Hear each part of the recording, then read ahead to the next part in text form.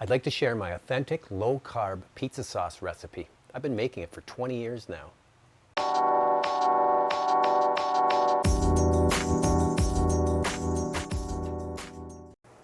I'd like to share my special recipe of pizza sauce.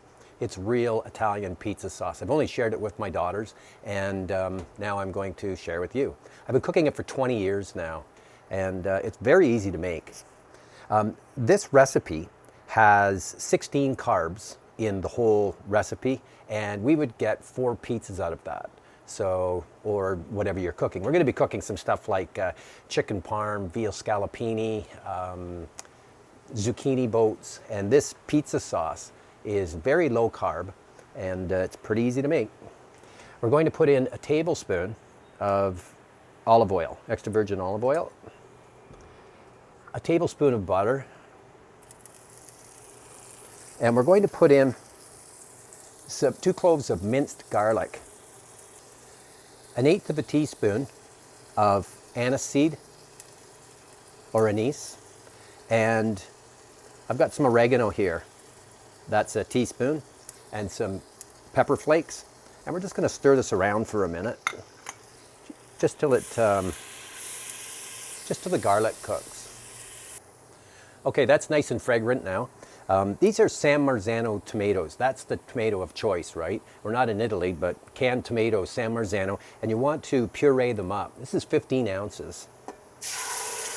It's kind of the secret. I've got 2 teaspoons of powdered erythritol. I'm going to stir this around, mix it in. I'm going to put a little bit of salt in, but we're going to do the salt and pepper at the end really, but we want to get a little bit in there as this reduces down. There's some salt and a little bit of pepper. Going to put in a half onion. This is the root end, and you just want to put it face side down, right into the sauce like that.